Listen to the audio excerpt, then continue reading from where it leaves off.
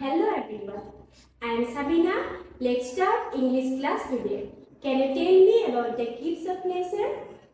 প্ৰকৃতিৰ পৰা আমি কি পাওঁ কোৱাচোন? Maybe you are going to answer as sun, moon, trees, hills, mountains, rivers, flowers, etc.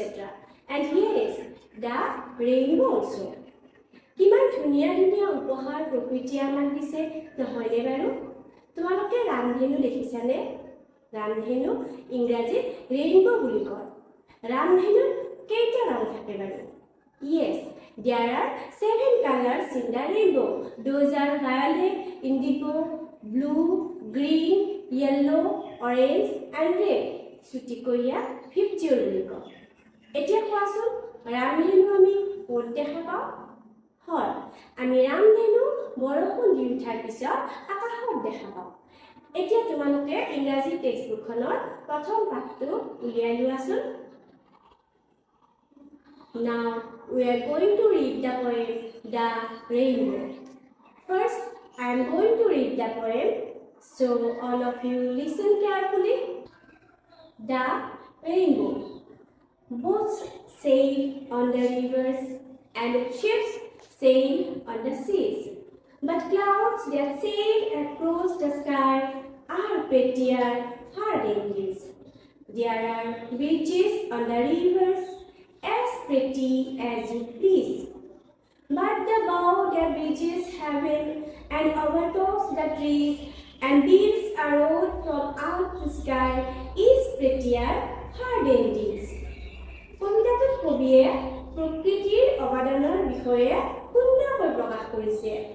Boats sail on the rivers and ships sail on the seas.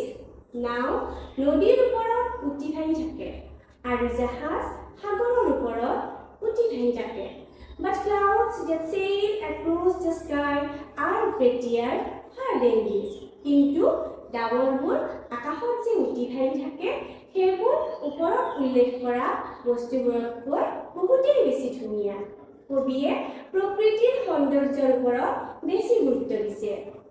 There are bridges on the rivers as pretty as you please. নদীৰ ওপৰত থকা দলংবোৰ তোমালোকক আনন্দ দিব পৰাকৈ বৰ ধুনীয়া। But the bow মানে rainbow.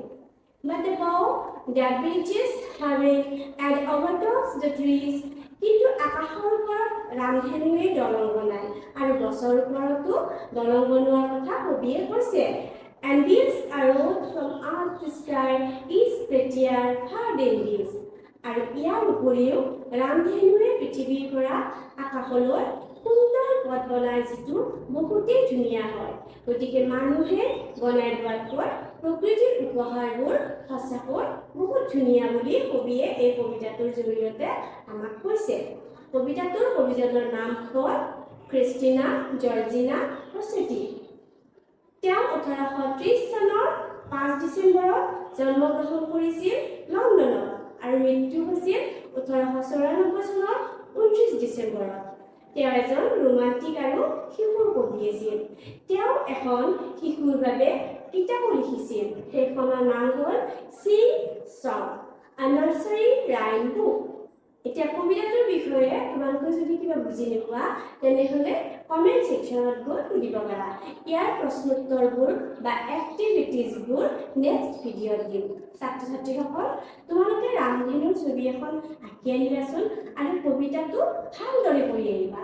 Now bye bye. Thank you for watching my video.